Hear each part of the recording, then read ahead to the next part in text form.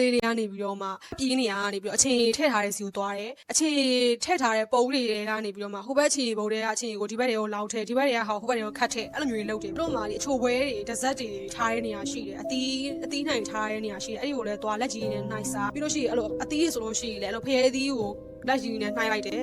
ကြိုက်စားလိုက်တယ်ချိုလည်းမချိုဘူးဆိုပြီးတော့အဲ့ပါဇက်တွေကစားထားတဲ့ဥစ္စာကိုလက်ထဲမှာစားလက်စားဥစ္စာကိုနှစ်ခုဆိုတော့အဲ့အသီးပန်းတွေကိုပြန်ပြီးတော့ပစ်ထည့်လိုက်တယ်အဲ့ဒါကိုမြင်တဲ့တခြား customer တွေကဘလို့မအဆင်မပြေဘူးအဆင်ပြေပြီးတော့ခလေးကိုလာပြီးတော့ကလေးနေအဲ့လိုလုပ်လို့မရဘူးလေအဲ့အရင်ညစ်ပတ်တယ်နော်အဲ့လိုပြောတဲ့အချိန်မှာကလေးကပျောက်ပြပြီးတော့အဲ့လို funny face တွေလုပ်ပြီးတော့မှအဲ့လို view မဆိုင်တဲ့ပုံစံမျိုးနဲ့ပတ်ပြေးသွားတယ်အဲ့တော့အဲ့ကလေးလေးကပို့ပြီးတော့မှအတင့်ရင်လာတယ်ဘာလို့လဲဆိုတော့ site ထဲမှာသူလုံးသမားကိုပြောမဲ့သူကလည်းမရှိဘူးသူမိဘတွေကလည်းဟိုမှာသူကလည်းသူဇွဲဝဲမှာဖုန်းကြည့်ပြီးတော့သူကသူအလုံးရှုံနေသူ့လည်းဘယ်သူမှလည်းမဆူဘူးဘယ်သူမှလည်းမတားဘူးဆိုတော့ပို့ပြီးတော့မှစိုးလာတယ်ပေါ့နော်အဖေတွေမေတွေကလည်းတခြားအဲ့နားမှာရှိသမျှ waiter တွေ waitress တွေကိုခေါ်ပြီးတော့ငါတို့ဟိဝဲမရသေးဘူးလားငါတို့အသားပဲကူးလေးမလာသေးဘူးလားငါတို့စောက်ရတာအရင်ကြာနေပြီဆိုပြီးတော့အဲ့လိုတကြီးနဲ့အဲ့လိုပြဿနာတွေလောက်တာအဲ့ဒီနာကဖြတ်သွားသမျှဝန်ထမ်းတွေ waitress တွေ waiter တွေအကုန်လုံးခေါ်ပြီးတော့မှခဏရှာတာပေါ့နော်ဝန်ထမ်းတွေကလည်းတောင်းမဲ့ရှာပါတယ်သူတို့တွေက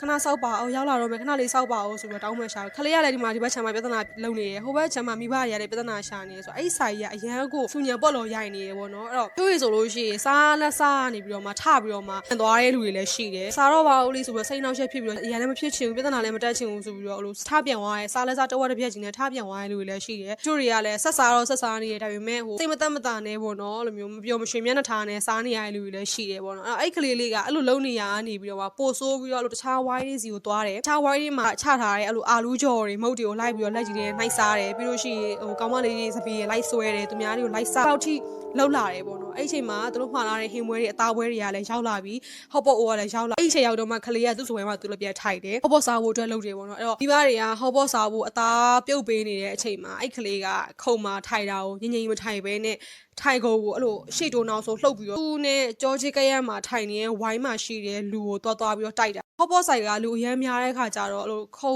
ဝိုင်းတစ်ဝိုင်းနဲ့တစ်ဝိုင်းကအဲ့လိုပြီးတော့အဝေးမဟုတ်ကတ်နေရပါဘောကတ်နေတဲ့အခါအဲ့သူ့ရဲ့ချစ်ကရက်ဝိုင်းမှာကျတော့အမျိုးသား2ယောက်တက်လက်ပိုင်းအမျိုးသား2ယောက်ထိုင်ပြီးတော့စားနေတာအဲ့ကလေးလေးနဲ့ကြောချစ်ကရက်မှာအမျိုးသား1ယောက်ဟိုဘက်ခြမ်းမှာ1ယောက်ပေါ့နော်စုစုပေါင်းဝိုင်းထဲမှာ2ယောက်ထိုင်နေရအဲ့ဥစ္စာခလေးကအဲ့လိုစောတဲ့ခါကျတော့သူ့ရဲ့ကြောရှိကရက်မှာရှိတဲ့လူသွားပြီးတော့တိုက်တယ်အဲ့လူ2ယောက်ကစပြီးတော့ဆိုင်ထဲဝင်လာတယ်ကမျက်နှာမကောင်းဘူးနန်းနေကသတိထားမိတယ်ဘာဖြစ်လို့လဲဆိုတော့ပုံမှန်အဖြစ်ဟောပေါ်လာစားကြပြီဆိုလို့ရှိရင်အဲ့လိုမျိုးပျော်ပျော်ရွှင်ရွှင်နဲ့ကိုယ့်ရဲ့ညနေစာကို enjoy လုပ်ပြီးစားကြတဲ့လူကများတယ်ဒါပေမဲ့သူတို့ကစပြီးတော့ဝင်လာကြတဲ့ဟိုကမျက်နှာ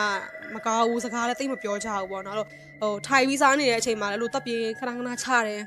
ပြီးလို့ရှိရင်မျက်နှာကလည်းဟိုတခုခုစိတ်ညစ်နေတဲ့ပုံစံမျိုးစိတ်ဆင်းရဲနေတဲ့ပုံစံမျိုးနဲ့ထိုက်စားနေကြတာပေါ့နော်စကားလည်းသိမပြောကြဘူးဆိုတော့ပျော်ရွှင်နေတဲ့မူနဲ့ happy mood နဲ့စားနေရမဟုတ်မှန်တော့သိကြတယ်ဒါပေမဲ့လည်းဘယ်သူမှတော့မဆက်စုကြဘူးပေါ့နော်အဲ့လိုမျိုးဟိုမပျော်ရွှင်နေတဲ့ happy mood မဟုတ်နေတဲ့ထိုင်စားနေတဲ့လူ2ယောက်မှာသွားပြီးတော့စိတ်နှောက်ယှက်ပေးသူတို့ဖြစ်တာပေါ့နော်အဲ့လေးကအဲ့ခေါ်ကိုသွားတိုက်တယ်တစ်ခါတိုက်တယ်နှစ်ခါတိုက်တယ်3-4ခါဖြစ်လာတဲ့အခါကျတော့အဲ့လူကထပြီးတော့လှည့်ပြီးတော့မှမိဘတွေကိုပြောတာပေါ့နော်နင်တို့သားကိုနင်တို့ထိလာပြီးတော့တိုက်နေပေါ့နော်ခဏကျတော့အဆင်မပြေဘူးကိုသားကိုထိဆိုပြီးတော့ပြောတာ